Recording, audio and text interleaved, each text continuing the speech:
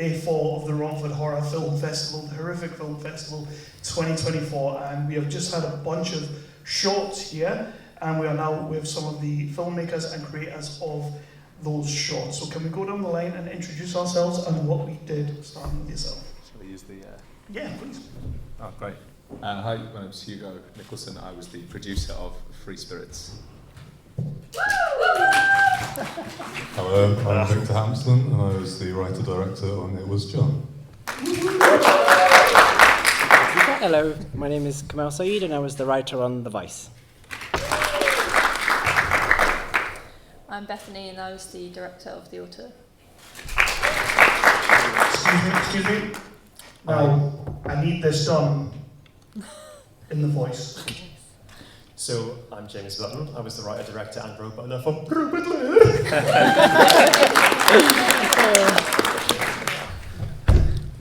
Where do you go from there? Go down the line again and tell us a little bit about where your stories came from, where these projects came from, and why you wanted to tell them.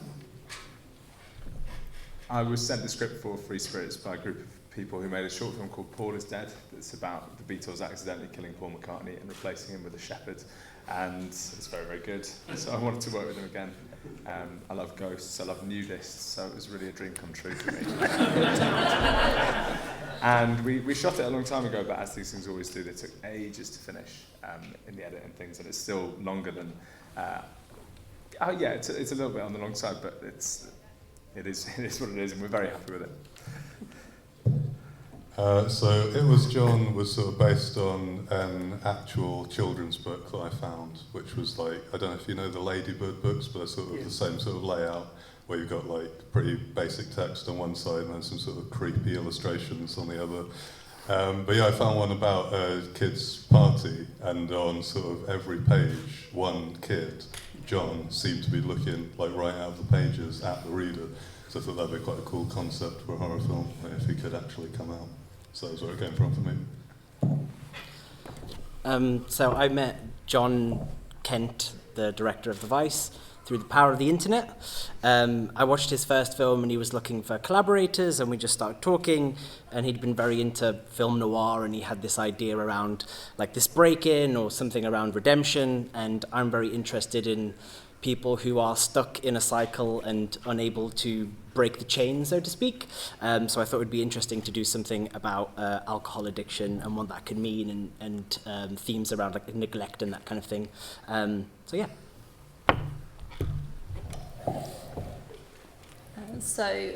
My creative partner Patrick brought the script of The Auteur to me about a year ago now, and I really gelled with sort of the feeling of this woman crafting her own story and trying to break out of sort of the world and the restrictions that the world tries to place on her. And this was my first time directing on my own, so that sort of tied in with everything I was going through in that creative process as well. Hey, we're getting really proper answers now. I'm really nervous. And on the end, they got this build-up coming towards me. I was like, what am I going to say? Something serious? But no, we thought it was just a silly idea. It was a 40-hour film challenge. And I arrived at my friend Paul's house. It's just the two of us as well, just me and Paul. He was here just now, but he left me to it. Bastard. So it says 40-hour film challenge, and so we got there, we had the 3 prompts, and it was basically AI being a bit silly. So I looked at my car, I was like, oh, there's a tuxedo in there. And then I looked at my notes on my phone, it said, Cunt Jones, and I was like, that sounds like a fun name. So Cunt Jones from the Hampson. So I just thought, yeah, I can do that one. So that was it, really. Sorry. Do we have any translators? Because I didn't get a word. Alan, you can translate. And I thought I was bad. As the producer, getting your cast together for this movie, how did you go about? Because you've got some kind of who's who. So how did that work out on your show? Just a lot of begging. It's pathetic. Just to approach people blindly. We did have, as well, before we got Clive Russell as the ghost, we had Tom Baker, who was Doctor Who. I didn't say that as if I don't know who Tom Yeah, Baker well, is. I do that. I was confused with Matt Baker from The One Show, who would have been very good, but he was not interested. We just approached various cast members. But the biggest coup was Patricia Franklin, who's in loads of the Carry On films, but in a lot of Edgar Wright's films as well, who plays Audrey, the sort of leader of the council. and she was amazing to work with, and still going. I mean, she's pretty old, but you wouldn't tell. You know, she was so energetic and lovely on set. So we were blessed with that cast. And on the auteur, first-time filmmaker, absolutely brilliant. You could not tell. Thank you. Do me a favour. What I like to find out is what kind of things you learn about yourself during that process on your first film. Oh, a huge amount. I've been involved in making films before. I've co-written some films and sort of co-directed a couple of short documentaries, but diving into fiction is a whole other thing. So I come from a writing background, and obviously there's no dialogue in it. So I really wanted to have fun with the visual side of things. And it was also the first film where I worked with a really strong creative team around me. You know, you have someone who really specialises in each element of things rather than just like trying to cover all the bases between two of us. So trusting other people was a really key thing, and sort of showing the influences. There's a lot of Suspiria, there's a lot of John Carpenter in there, and coming from as a big horror fan, like the excitement was just diving into all of that and having some fun, it was a bit of a crazy process. But it all happened very quickly. From start to finish, it was probably a year, the whole process. And I'm just really proud of how it's come out, and I'm now starting to work on the next one. Got the bug. So you've got the bug. Oh, yeah. Excellent. That's what I love to hear.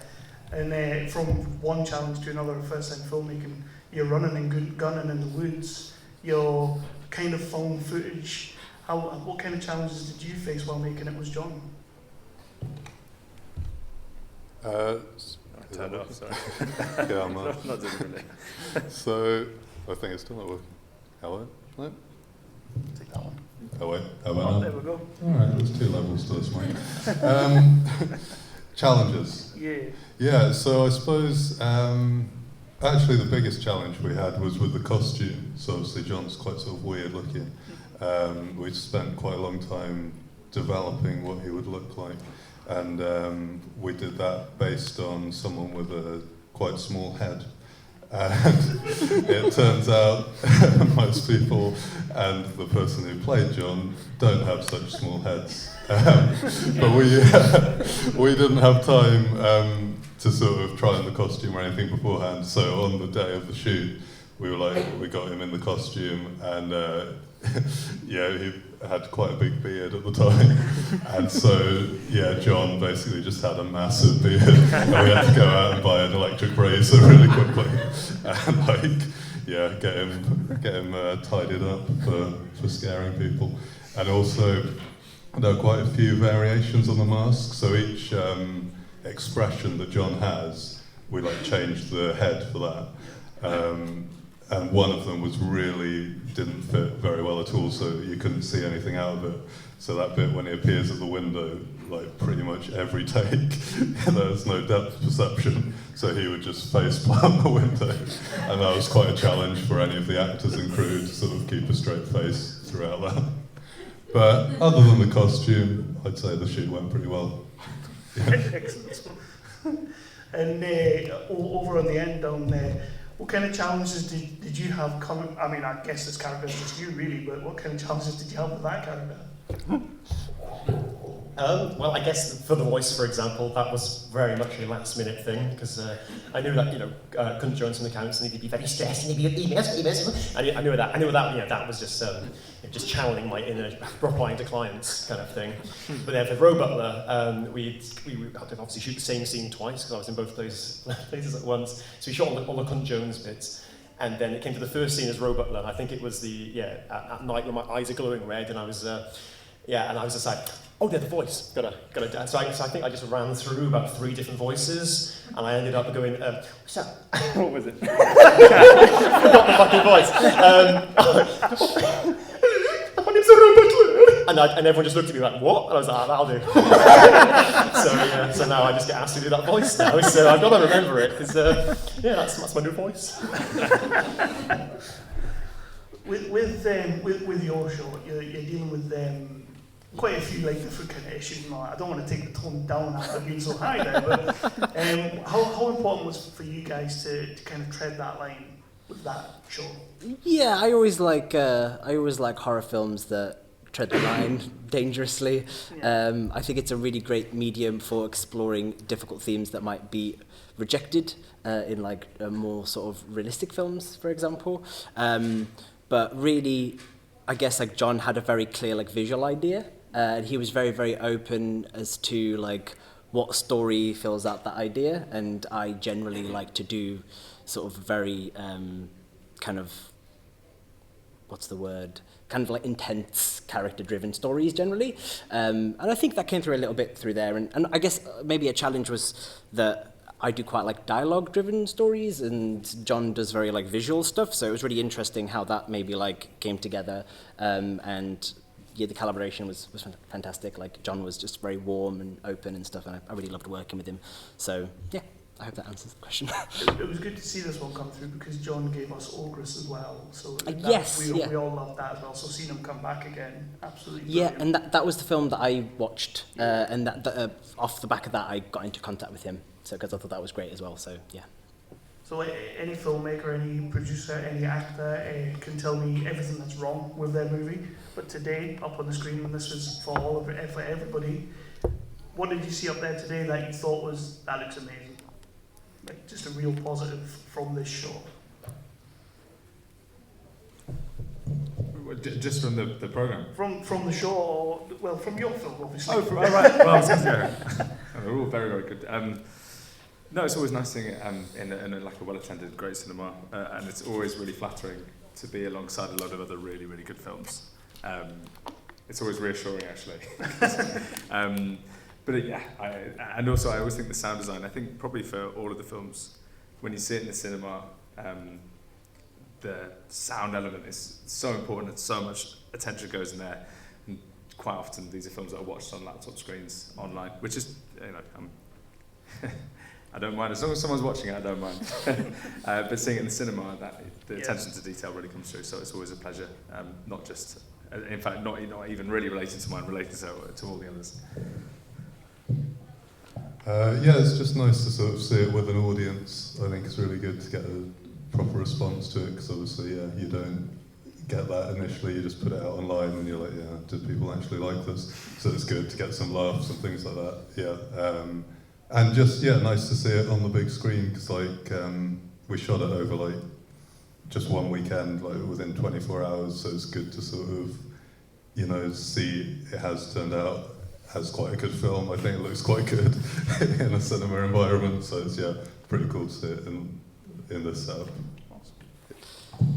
Yeah, so I think what's really great is being able to see so many films that are really very different to one another. And I think with all of those films, there's a sense of like you get an idea of the filmmaker's character or the filmmaker's outlook on stuff, and I always think that's really interesting. So yeah, that was great. Yeah, to echo that, like, especially seeing stuff that's various budget ranges as well is really important. To be making something on a shoestring and to have it recognised and being able to see by people. You can tell a story on any budget, and it's really encouraging that that's recognised at events like these. I just, when you're just like, you always see the problems in your film. That's what I was seeing. I mean, it's always nice seeing it on the big screen and everything, but no, I was just like, I could see every pore. But no, it was also, I could see where there's a little mark. I'd never noticed that before, first time. But I kept taking my glasses off to be RoButler in Jones, and I kept taking the glasses off. I could see the marks, and my glasses were on RoButler. I'm like, fuck it, fuck the whole film. And then, what I did spot is I saw a duck on the table of Con Jones's office, and our next film is The Quackening, which is about ducks. I was like, foreshadowing. That's interconnected universe. So that's what I took away. And we got the trailer for The Quackening at Horror Roulette, so check out that. It looks like it's going to be absolutely brilliant. Most of them, apart from yourself, dodged that question very well. Can we go to the audience now and see if we have any questions? Got one down the front here. So when filming Free Spirits, how many retakes did you have to do with the nudist and poltergeist? I knew you were going to ask that. As in, the sort of Jurassic Park, when he comes and they're all running. Yes. We sort of, it was actually quite weird. So to get background artists, we appealed both to amateur dramatic groups in Sussex. We filmed it in West Sussex near Hayward Heath. Sorry. Was that me then? Anyway, we filmed it in West Sussex, and so we had Amdram groups, but we also spoke to British naturists, British naturists in the organisation. So we got a load of nudists who came down, which was fantastic. Obviously, as I said earlier, I love nudists, I love ghosts. But they were really mardy because they couldn't actually be naked because we had some young people doing work experience on set. So they had to be wearing sort of like modesty underwear, and they were kicking off because they were like, why can't I just be free? And I was like, well, because we've got children and I'm not allowed, and they were very angry about it and the underwear didn't fit. So it was getting a bit heated, in a sort of charming indie film sort of way, but people were seething. Anyway, so we just sort of got all the nudists to start running around, and we just filmed it for as long as we could before everyone ripped off their modesty underwear and caused havoc. And we just kept doing that. Trying to do the VFX, the sort of quite homemade VFX we ended up with, that was really difficult. And I think we just about get away with it on the screen, but if you watch it a few times closely, you'll sort of notice it's so like it's a bit janky, but I think it hopefully works. Adds to the charm. That's the line. Any other questions out here? Don't be shy. Okay, I've got one for you. With the exception of Mr. RoButler, we know how long yours took. How long did your films take to shoot? We can reverse order. Let's do it. We ended up shooting over 3 days, and it was night shoots as well, so it was pretty intense. And we also shot between digital and film, so we were switching back and forth too. So all in all, we really jumped in at the deep end. Next week. As far as I'm aware, John filmed over a weekend, and then the opening sequence with the car crash was filmed like 4 or 5 months after that, over like an evening. So yeah, almost 3 days again. Yeah. Ours was shot over. Yeah, it was just over a weekend. So we started at like 5, finished by I think 2 the next day, and it was just one day shoot, which there was quite a lot to cram in because it's a 20-minute film. You know, there's quite a lot to get in. So you do have to sort of sacrifice, like, you know, don't worry too much about setting up each shot. It's got to just be really quick, just get on with it. But that's just, I think for these sorts of things where you don't have a budget, it's better to just get on with it when everyone's free and just like, get it done. So that's what we did, one weekend. The initial shoot took 4 days. Then there were loads of bits that we missed, obviously. And we had to do a separate shoot with the Ghost, with Clive Russell, so we could comp him in. He wasn't available for ages, and then we had to do that skeleton, which very realistic skeleton in the end. So we had to do that separately and build the model. It dragged on. Loved it, but it did drag on. So maybe in total it took maybe 7 shoot days spread over almost 18 months. Awesome. Yeah, it sucks. So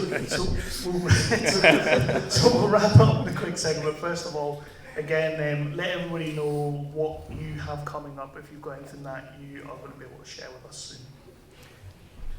soon. With the same guys, we're going to be hopefully shooting a feature called Mayday that is Spinal Tap meets The Wicker Man. It's going to be great. That's all. I mean, it's going to be great. So look forward to that. There'll be a sort of nudist. It's nudist adjacent. So It Was John is a sort of prequel to a longer 45-minute film, which is a found footage comedy horror called It's John, which is basically just about some different people discovering the John book in a sort of abandoned forest. And John emerges. And they're sort of trying to film a Game of Thrones style fantasy movie, but it's all obviously derailed by the existence of this weird John character. Is a sort of illustration of an adult man dressed as a 1960s schoolboy. So a bit of a weird film, but anyway, that should be out in sort of Halloween time this year, hopefully.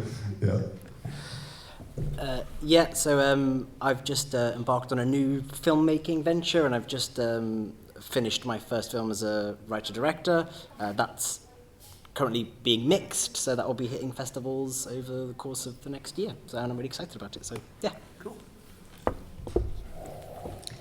Me and Patrick are working on our next film, which is going to shoot in April.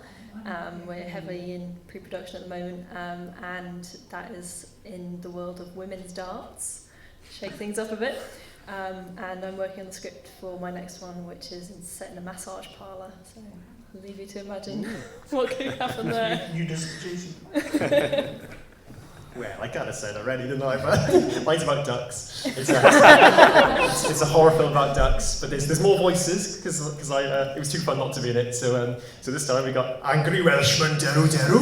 Oh my God! The last thing I want to do is go visit my grandmother, says him, and then there's his grandmother I get to play as well, and she's like, oh, it's lovely you to visit. What's the shame I'm cursed? So it's that fun. So that's coming soon.